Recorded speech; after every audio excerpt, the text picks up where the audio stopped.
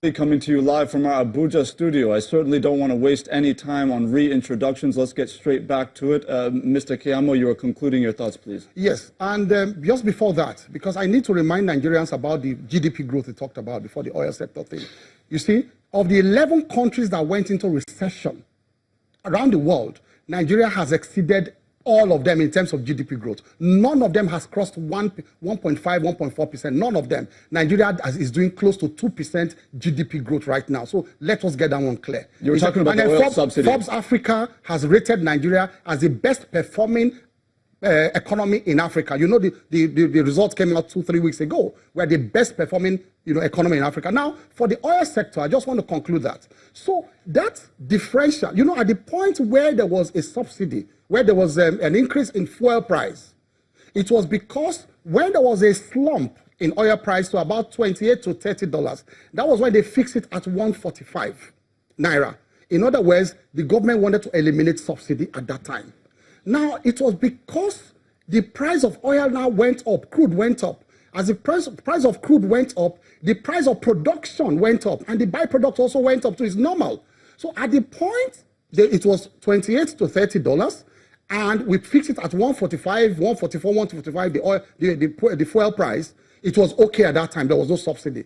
The delta occurred, the difference occurred when crude rose beyond $43 per barrel. It was because that was the benchmark. As it rose beyond 43, the delta subsidy started. The subsidy started. Not subsidy. I'll tell you what happened. The delta started. Not subsidy. The delta started. We started to pull away from the 145. So the landing cost, as it today, came to 203, 205 naira, and we're still paying. We are still selling for 145. Because the president said you cannot suffer the masses. Now, how do they cover it? Not subsidy. Unlike what happened before. Now, the Petroleum Act and the NNPC Act allows the NNPC to make refunds to the Federation account, less their net cost.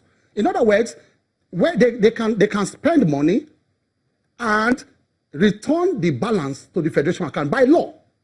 Now, when FEC and they all sit down at the end of the month, and NEC, National Economic Council, involving PDP governors, the books are open to them to say, this is the difference we paid for premium. I told you we're not paying private people this time. But this is the question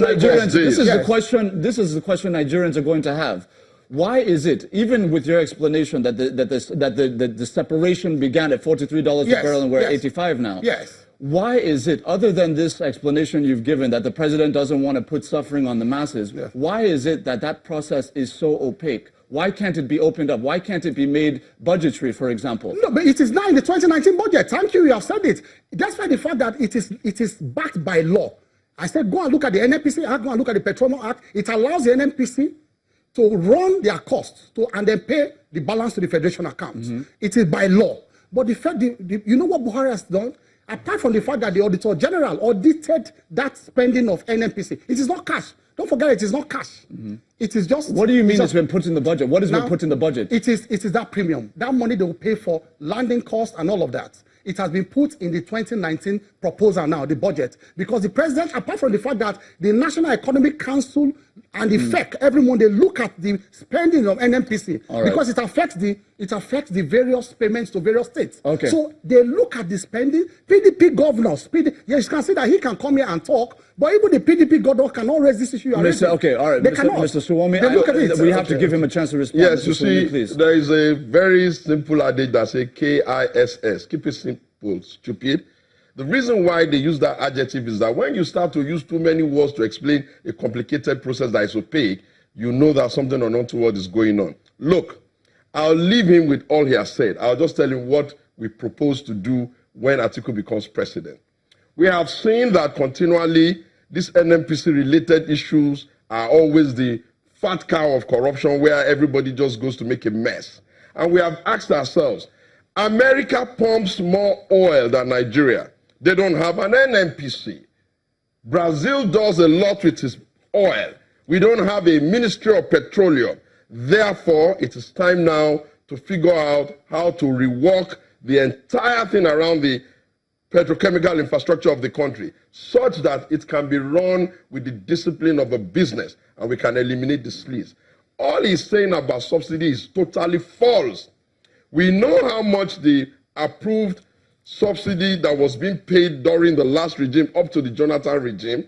The monies that they have not gotten appropriation from the House of Assembly and the Senate has ballooned so much to the extent that there are allegations that 25 billion contract was signed out without any due process. And listen, the laws of the country has not given the president the singular right to do as he wish with our spendings and with our budgetary system. That's why we have the parliament. It is the responsibility of a democratic leader to approach the parliament and get those things passed for him. What they have been doing is running the country as though there is one man who has an understanding of all things, including business, when there is no evidence either in his previous engagement or even when he was former president as head of state, or now that he even grasps the simple nuances of how to run an economy. Mr. Sumi, very quickly, All very, he's very, saying, very quickly, Yes. please. I'm sorry to interrupt you. You'll certainly. But you allowed him more time. There's a reason. There's a reason why, sir. There's a reason why. You'll conclude your thought.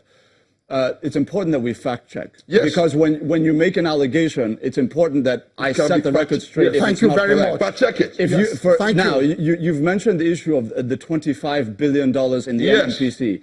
That claim has since been disproven with evidence. Absolutely. That indeed what actually transpired there was that a contract award, a joint venture deal for $25 billion with an outside company that would essentially stipulate that that company would bring the 100% of the funding, which is the $25 billion in question, to do a project, that contract was not given to the NNPC board chaired by Dr. Ibe Kachiku, but rather it was sent to the Minister of Petroleum, who is the president, rather. And it turned out that that was actually a legal process. So there was no. There was so no I have cash, to there correct. was no Okay, I have good, to, it's I good. have to correct. You can have. Listen, Ajuri. No, sir. I hear you. I hear you. No, I'm sorry. You did not allow me to finish. Finish. So the issue is there's no issue of missing cash. Money. There's no Anywhere. missing 25 billion within NNPC. Very important, sir. Please continue. If Kachuku, who is in charge of NNPC, says there are something that is not exactly clear there, until we bring an independent audit, probably when they've been gone, before we'll be able to see the sleeve. same Kachuku came back later to say no. The fact of the matter is that Yeah, please continue. they're not running the economy well.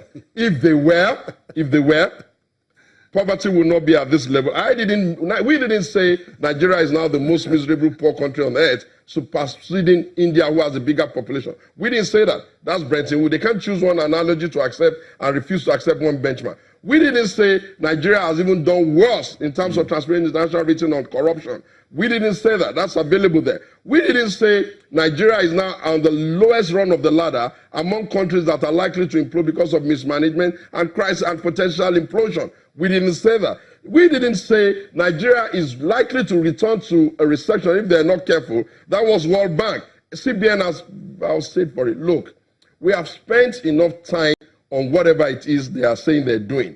If they were doing right by the Nigerian people will feel it where they are. They talk about the price of oil and all of that, as though there is a law that says you cannot reduce the price Nigerians are paying for petrol if you find out that you are able to get the product cheaper. They are incapable of doing that. They have no interest in ensuring that they can ameliorate the suffering of the people. During our regime, more than on 3 occasions, we reversed the price of oil downwards. They've never done that. During our regime, we increased salaries to match up with the inflation growth of the country so that people can have a living wage. They have not done that. Look,